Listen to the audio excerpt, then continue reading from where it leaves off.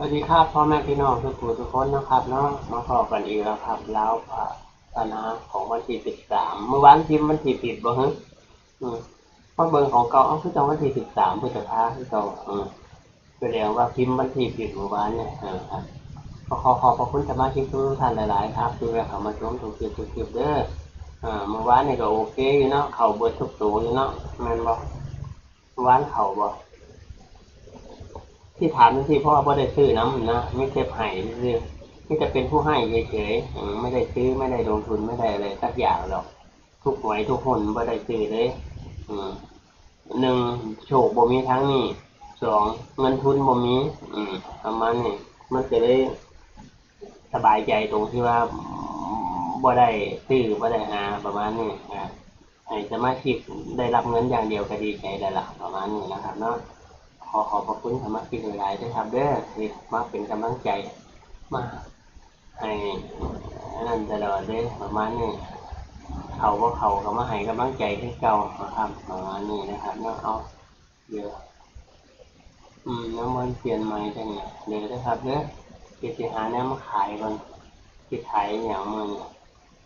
เอาอย่างมาขายกับขายบ่ได้จักอย่างผู้ใดอยากได้อย่างกระบอกนะครับเด้อเสีเอามาขายให้เด้อมีทุกอย่างเลยอยู่ในนี้กล่องติดรถก็มีกล่องวงจรติดรถก็มีแล้วก็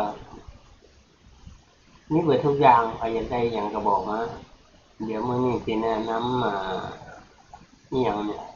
อันละ500 บาทแล้วกันเดี๋ยวเบิ่งก่อนเดี๋ยวเบิ่งก่อนแป๊บหนึ่งนะครับเด้อทนไปอดทนเอาอดทนเอาอดทนเอา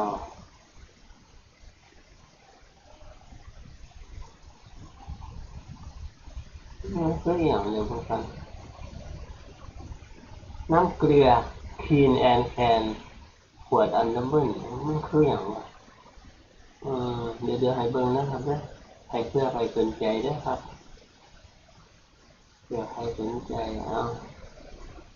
ครับเดี๋ยวใครอยากได้ใครสนใจใครเคยใส่ก็ซื้อเอาก็แล้วกันนะครับเนาะมันสิถูกก็อยู่ท้องตลาดเด้น้ำเกลือกินคืออย่างโอ้ผลิตภัณฑ์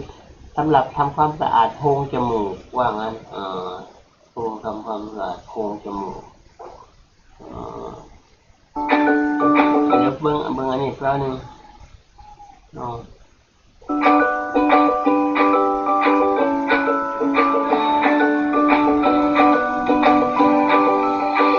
ล้างจมูกล้างแผลเช็ดหน้าทั่วปากเอาใครสนใจก็สร้างซื้อได้เลยครับเด้อมานี่ครับมาเบิ่งของเฮามาเลยมาเบิ่งของเฮานี่เนี่ยครับใครสนใจก็เข้าไปคลิกเบิ่งในลิงก์ข้างล่างนะครับคลิกไปเบิ่งรายละเอียดแล้วก็สร้างซื้อนะครับเนาะประมาณนี้เดี๋ยวเอาค้นออกก่อนค้นบางเลขเด่นค้นเด่นก็เลขเอาแล้วเดี๋ยวเอาครับ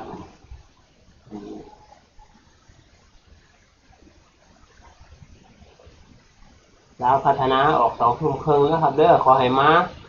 โอ้ยรอบที่แล้วมาครบทุกตัวเลยตอนนี้เลข4 5 ตัวมาครบหมดเลยสำหรับคนวินเนี่ยคนที่เอาไปเล่นวินเนี่ยได้รวยเลยเนี่ยได้เป็นแสนเลยแหละถ้ามันวินพอมันเข่า4 ตัวเลยเขาเลข4 ตัวเลยเมื่อวานเนี่ยมื่อนี้คอยมาอีกเด้อคอยสมาชิกได้เงินเป็นแสนบาทละตั้งหลายหมื่นเนาะเลข4 ตัวเลข4 ตัวเล่นสัก5 บาท1 2 บาท3 บาท5 บาทก็พอละราคามันเข่า4 ตัวก็ที่ได้หลายหมื่นเนี่ยได้เป็นแสนไปละงวดก่อนพูดบ่มันงวดก่อนออกหลายเดือนก่อนสมาชิกคนนึง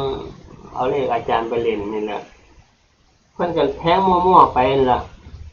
ถูก4 ตัวเลยถูก4 ตัวดีใจง่ายเลยเป้ามาบอกอาจารย์หนูถูกหวยลาวได้200,000ว่าซั่นก็เลยโอนมาให้อาจารย์2,000ได้200,000โอนดีใจแฮงถ้ามันเพิ่นตั้งสถิติได้เพิ่นก็สิโอนมา100ตินี่ มันตื่นเต้นหลายเพิ่นเล่นลงกดมา2,000ก็ขอบพระคุณหลายๆถ้าใดก็ดีเบิดนั่นล่ะค่าน้ำค่าไฟครับขอบพระคุณหลายๆเด้อขอให้สมาชิกร่ำๆรวยๆเด้อครับเด้อครับครับครับครับสวัสดีครับ